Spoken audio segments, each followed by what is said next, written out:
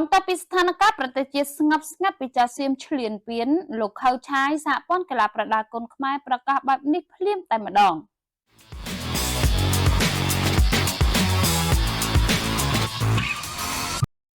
ថ្មីនេះមានគ្រូបង្វឹកនិងកីឡាករព្រមទាំងអ្នកពាក់ព័ន្ធកីឡាប្រដាល់គុនខ្មែរជាច្រើនសំណូមពរ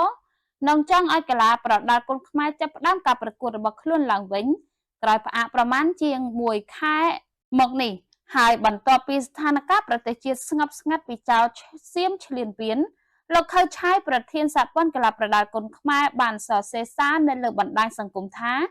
សូមប្អូនកីឡាករកីឡាការិនីគុនខ្មែរទាំងអស់បន្តយកចិត្តទុកដាក់ប្រឹងប្រែងហ្វឹកហាត់ត្រៀមខ្លួនឲ្យបានល្អ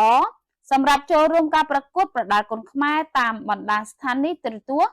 ក៏ដូចជាតាមបណ្ដាខេត្តដែលនឹងចាប់ផ្ដើមដំណើរការឡើងវិញនៅសប្ដាហ៍ក្រោយនេះគ្រាន់តែឃើញបែបនេះមានអ្នកគាំទ្រវិស័យកីឡាប្រដាល់គុនខ្មែរមួយចំនួនបានលើកឡើងថា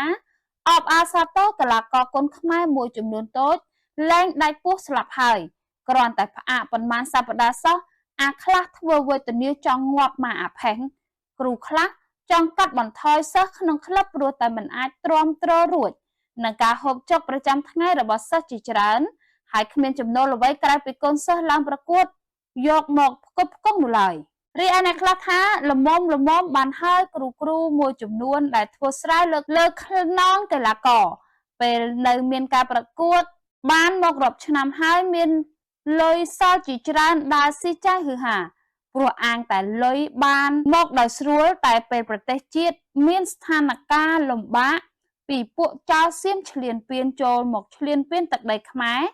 យើងមិនទាន់បានប៉ុន្មានផងស្រាប់តែម្នាក់ស្រែកធ្ងោថាលំបាកនេះលំបាកនោះធ្វើមើលតែជួបការលំបាកតែក្លឹបខ្លួនឯងមួយប៉ុណ្ណោះចំណែកអ្នកខ្លះថាបើអត់មានប្រដាល់កីឡាករទាំងអស់ត្រូវដាច់ពោះស្លាប់មែនហើយអ្នកដាច់លុយត្រៀមប្រឹងវាយផងវើយប្រយ័ត្នបាញ់តែគេជេរឲ្យកុំបន្ទោសថាមកពីមិនបានហាត់ដោយសារពិបាកចោលសៀមឈ្លានពានតែយ៉ាងណាពេលចាប់ផ្ដើមប្រកួតឡើងវិញសូមឲ្យកីឡាអត់ល្បីឡើងប្រកួតផងកុំដាក់កីឡាករដដែលបានទេលោកព្រោះពេលខ្លះកីឡាករឡើងមកវាយចាញ់សន្លប់ទឹកទី1ជាច្រើនប្រកួតហើយនៅតែមានឈ្មោះឡើងវាយជាបន្តបន្ទាប់ទៀតនោះដែលឡែកអ្នកខ្លះថាសូមអរគុណលោកប្រធានជំនួសកីឡាករទាំងអស់ដែលឲ្យដំណឹងកីឡាករមុនបានត្រៀមខ្លួនបានល្អគុនខ្មែរមិននៅត្រឹងទេដូចជាជីវភាពកីឡាករនិងគ្រូបង្វឹកជាដើមបច្ចុប្បន្នសមត្ថភាពអ្នកណាខ្លាំងអ្នកនោះលើសគេហើយកុំមានចិត្តច្រណែនឈ្នានីសគេអីបើយើងចង់បានដូចគេត្រូវខំឲ្យលើសគេ